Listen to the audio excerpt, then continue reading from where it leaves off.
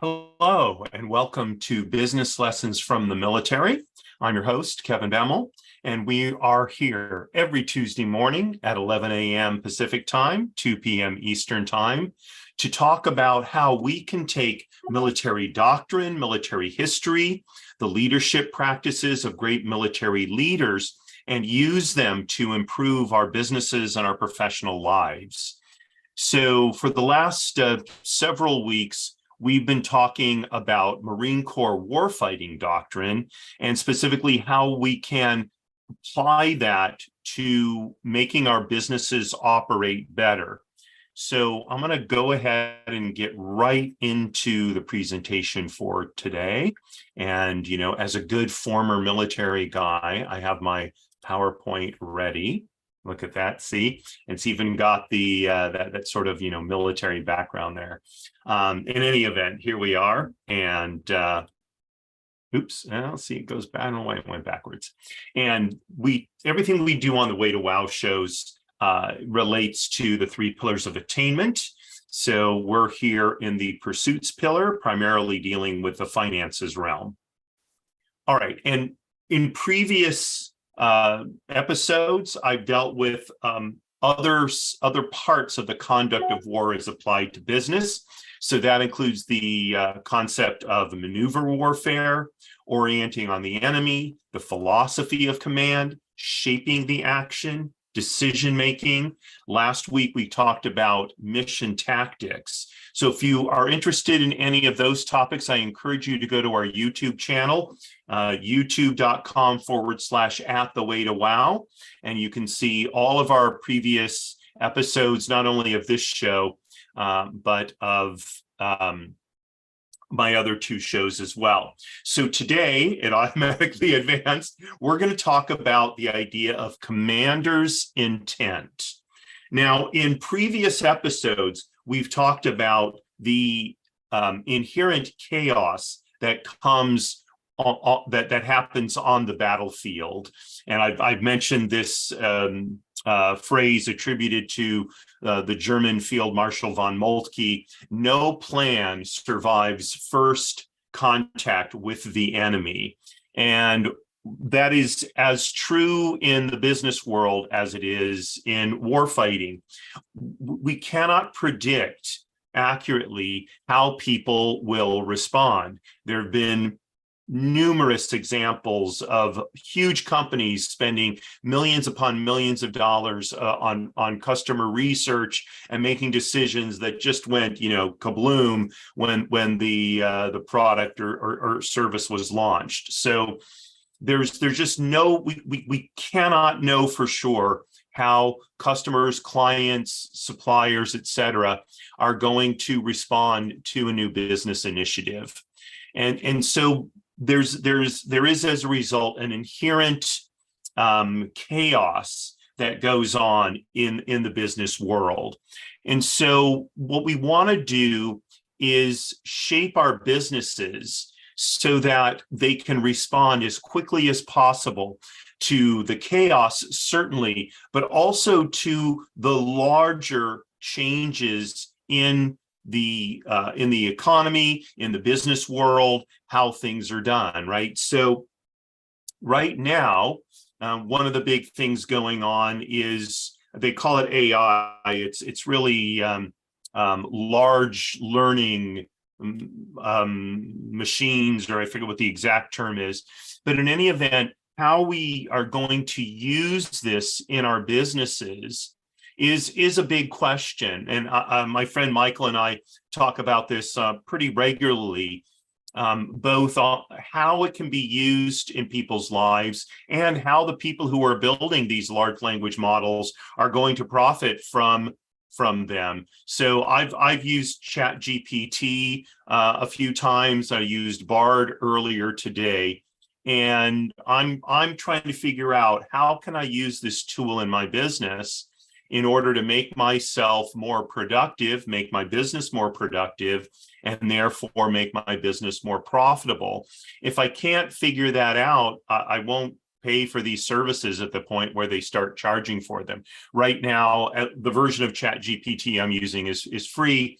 There is a more advanced version that is, I believe, a subscription, and Bard is free, at least the version I'm using. So as we confront change, chaos in our businesses and in the larger business world and economy, we need to have an effective way to get our people responding to those. And this is where commander's intent comes into play. So just for a moment, going back to mission tactics, last week we said we want tactical decisions made at the lowest leadership level possible. Okay, that's the essence of mission tactics. So how do we then create an environment in which the individual executing mission tactics does so in a way that is in line with where the business needs to go? And the way we do that is by explaining the commander's intent to that individual.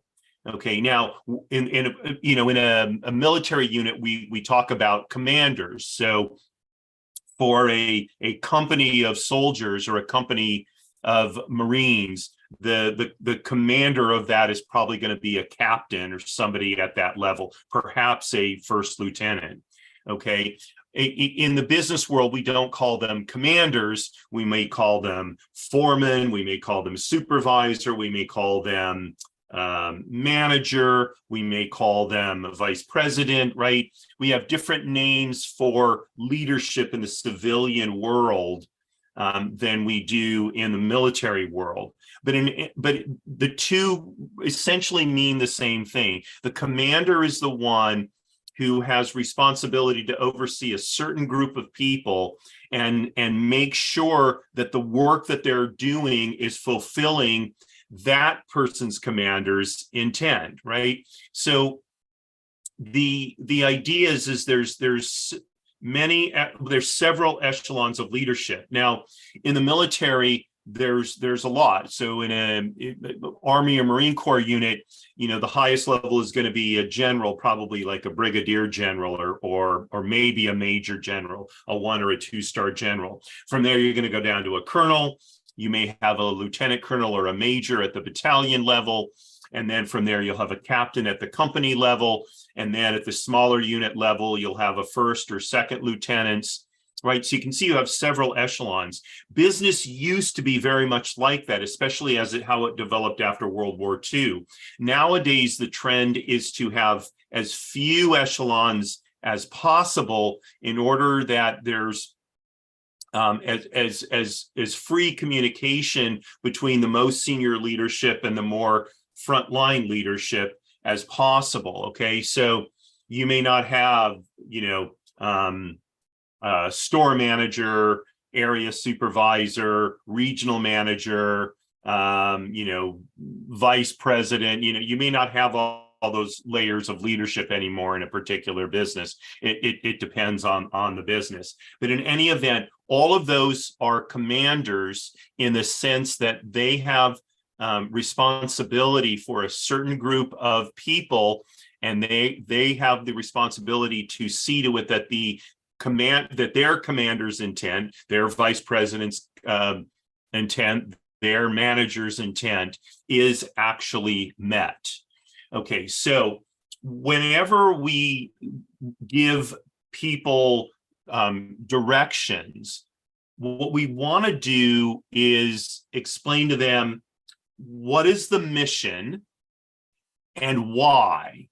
Okay, and the why is the crucial part of this, because once they know what needs to be done, okay, the tactics that they use will relate directly to the why, especially if what they've been directed to do isn't possible at some point down the road. Okay, so let me give you a combat example. Okay, excuse me. Let's say that the company commander says to one of his platoons, I want you to hold this bridge. Okay, they're going to hold the bridge. Okay, why? Well, because I need you to hold this bridge, because if the enemy takes this bridge, we will lose our entire position and we will have to retreat. Okay, so hold the bridge so that we don't have to retreat. That's or in order that we don't have to retreat, or in order that our line will remain solid. Okay, that's the commander's intent. That's the why part.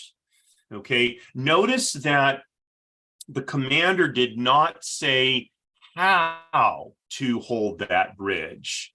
Those tactics are going to be at the discretion of the platoon commander, probably a lieutenant, first or second, something like that. Okay, so when we do the same thing in business, or when we in business give directions, we want to do the same thing. Okay, so let's say we're talking about some kind of marketing initiative. Okay, I'll give you an example that one of my mentors gave me on Friday. So he asked me how often I'm emailing people on my email list. I said once, and he said, why? And I said, well, he said, what kind of email is it? I said, well, it's a newsletter. And then I also mentioned what my shows are going to be for the week. He said, what are you doing in order to make sure that people know that a show is starting? What are you doing for people who may have wanted to see your show, but they couldn't make it, and now the live stream is gone? Okay, so he said, you need to be sending out more emails to keep people who are interested in your show advised as to what's going on. Okay, so the real directive was keep your people advised so they know what's going on. Why? In order to engage them more deeply in your content so you can help them better.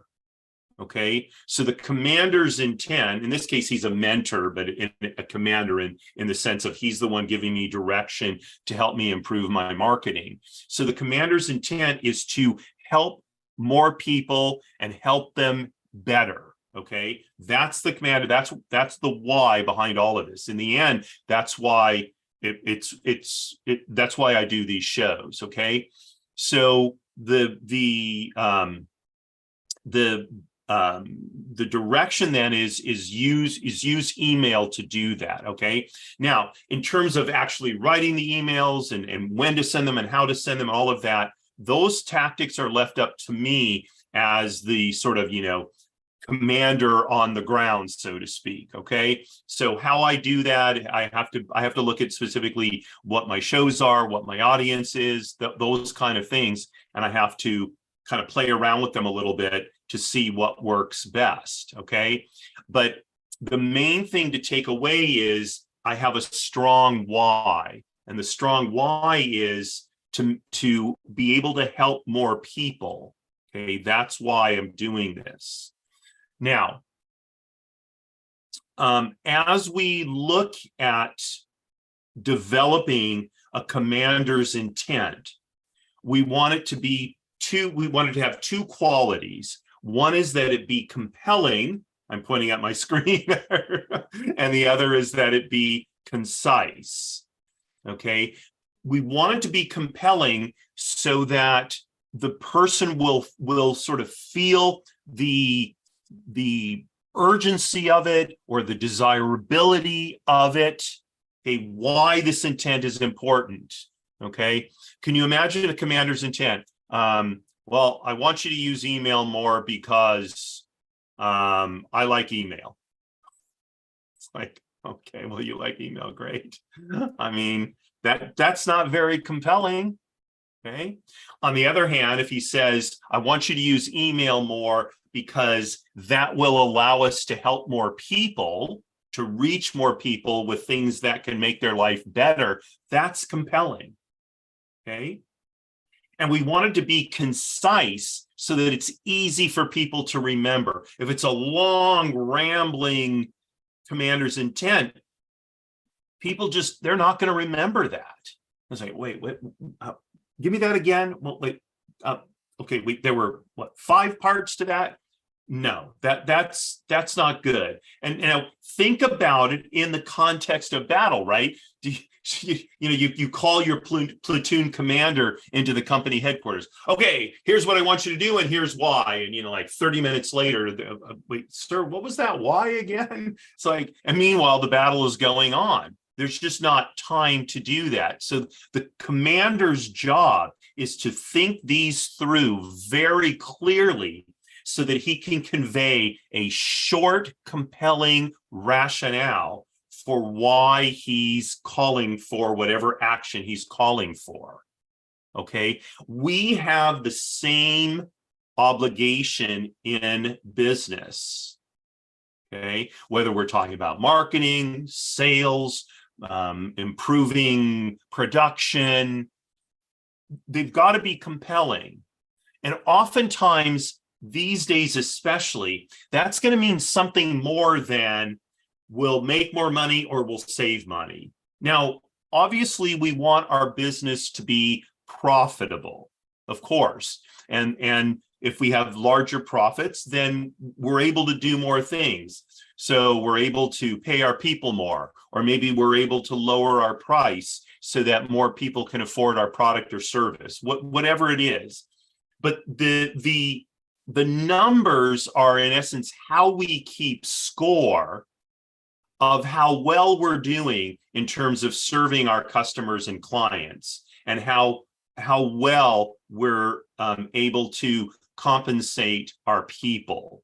Okay, so as we think of a commander's intent in the business world, I recommend you fashion it around the impact it's going to have on people, perhaps partly monetarily, but in addition to the financial impact it's going to have on people. Okay, so if we're dealing with a supply chain issue, okay, and your task is, I need you to find a supplier who can reliably deliver, this component for our product with, at a lower price point for the same quality we're getting now. Okay, and the reason is because we want to maintain our price level so that people are not negatively impacted by higher prices. People are struggling already with higher prices. We want to keep our prices down so that we can help more people with our product. That's far more compelling than, well, I want to keep our prices down so we can make more money. Okay, and by the way, not that there's anything wrong with making money. Okay, I'm not saying that at all. And I'm not saying, by the way, lie to your people. So if you want to keep your costs down to make more money, and that's really the motivation, then be honest with your people, okay? And own what it is that you're after. Okay, just recognize that people want to have meaning in their work. And so as commanders, as leaders, it's part of our job is to help our people understand where the meaning is in their work. Okay, now for some people, it's meaningful just to make tons and tons of money, but that's not most people. Okay, first of all, most people are not making tons and tons of money. Businesses can't afford to pay everybody $1 million a year. So we've got to understand, where is the value in our business as it relates to other people? And how do the directions we give to our people going to impact our ability to deliver that value? That's where the compelling part of a commander's intent comes in. And then we have to figure out a way to convey it in a very concise manner. Okay, so I want to make one more point about commander's intent. If you're in a small organization where you're the commander and there aren't other levels of leadership, so then as long as people know your intent, then they know what the intent is for the business. Okay? In a business where there's multiple layers, where you may start with a CEO, and then you have the executive vice presidents, senior vice presidents, vice presidents, and then from there you have 2 or 3 other layers. Okay, in order for the CEO's intent to make its way down the chain of command, down the chain of leadership, okay, each person needs to know the commander's intent at least 2 levels up. It's not enough for them to know just their immediate superiors or their immediate supervisor's intent. They need to know that the intent that person got from their supervisor. So there's a broader understanding of the intent within the organization. So it's incumbent on all of us to convey as much of the intent of the organization as we can, especially to the frontline people. Okay. Now, here's the rub. For those of us who are more junior and have several layers to report to, if we're not getting a commander's intent, or it's not clear, it's our obligation to make sure that we understand the commander's intent. So if we're told to do something, obviously if it's just an administrative task, that's not really the issue. But if we're told, I need you to find a source for this part of what we're building and maintain our cost structure, okay? If they're not told why, we need to, the person receiving that direction should ask, okay, why is this important? Okay. Oh, well, we're concerned that our current supplier is having problems, and if we're not getting a reliable supply of this particular component, it will mean we can't deliver our products at all. Okay, so the commander's intent is to diversify. The directive is to diversify supply sources in order to be able to maintain the productivity of the company. Oh, okay.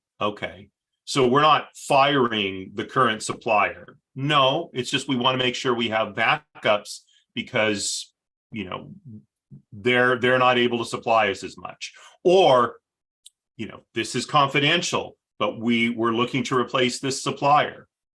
Okay, but this is not for the supplier to hear.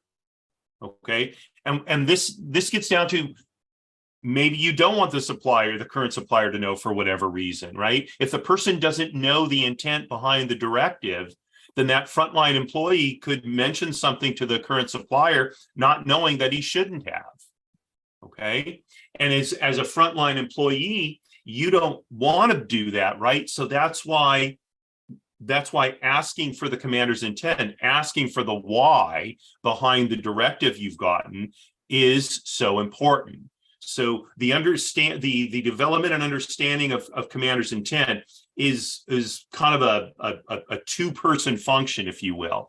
There's the person giving and the person receiving. Both have to do their best to make sure that what's being communicated is clear.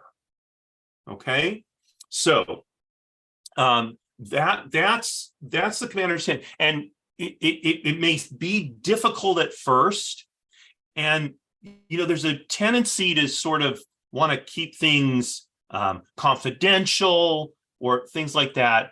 In general, that is not a good policy. Now, obviously, there are times when certain things have to be kept confidential, in which case you'll develop a commander's intent in line with what can be disclosed while holding whatever has to be kept confidential. And if there's some point of a directive that needs to be kept confidential, it should just be said so. Look, I need you to do this. I'm not able to explain to you why at the moment, and this is not anything to be shared, with anybody other than me or with anybody other than our team or whatever that is. Okay, but as a regular practice, that's not a good idea because it keeps people out of the loop, and they can't do as good a job without knowing the why behind what it is they're being tasked to accomplish. Okay, so keep that in mind. It's a skill that you can develop. Okay, and if you're used to just giving directives and sort of moving on, just take the extra couple of minutes to give the person a why. Now, to communicate it to them probably only takes another minute or two because it should be concise. Okay, where it may take you some time to develop the skill is in when you are giving a directive that's significant enough to require a commander's intent, really figuring out why am I giving this instruction? Why am I asking someone to do this? And this is also a great exercise for us as leaders, because if we're asking people to do things and we don't really have a sense of why we're doing it, maybe what we're asking them to do doesn't need to be done. Okay, maybe in the end, if we don't understand our why, it's because the task is really not something to have time spent on. And so developing this process of knowing one's own intent and how it connects to the intent of the person to whom we report will also make sure that we're being most productive in how we work with our people and in what we're asking them to do. All right, so that is today's lesson on the conduct, or today's show on the conduct of war applied to business. Go ahead and stop the sharing. Here we go. And just want to remind you that tomorrow is my show, People Making Money, and my guest is Andrew Young. He's going to be talking about his new book. I want to give you I'm sorry, not Andrew Young, Jason Young. I'm not sure why I keep thinking it's Andrew, but anyway, my guess is Jason Young, and his new book is called How to Build Long-Term Energy, Health, and Success as a Ministry Leader. Now, you may be thinking to yourself, well, wait a minute, I'm not a minister. I don't lead a ministry, so that's not relevant for me. Well, the truth of the matter is, as Commander's intent shows, in a way, we all have a ministry. In the broadest sense, a ministry is the practice of helping other people succeed. And as leaders, that's what we want to do with our people. We want to help them succeed. Okay. And if it's in business, it's in a for-profit situation. If it's a nonprofit, okay, so the motivation may not be profit. It's accomplishing some kind of larger goal. All of that is the same. But in a way, ministry applies to all of us who are working with people, leading people, helping people. So I encourage you to join me tomorrow to hear what Jason Young says on this subject. It's something he's spent a lot of time in, and I think you will find he has a lot of terrific insights. So that's 12:30 p.m. Pacific time, 3:30 p.m. Eastern time, with an hour in for Central and Mountain. And that's People Making Money, one of the Way to Wow shows every Wednesday. Okay, and then next week we start again on Monday at 10 a.m. Pacific time with Trusts and Estates Weekly. And then we'll be back again 7 days from today on Tuesday at 11 a.m. Pacific time for the next edition of Business Lessons from the Military. So I thank you very much for joining me. If you have questions or comments, please feel free to send me an email. My email address will be in the show notes, or drop a comment in any of our social media. And by the way, do consider subscribing to the show, subscribing to our YouTube channel. Okay, there's a link for doing that in the show notes as well. I'd love to have you as a subscriber, and that way you'll always be notified when a new show is going on. So thanks again for joining me. Signing off, Marie, you are my bell. All the best, folks. Hope to see you tomorrow.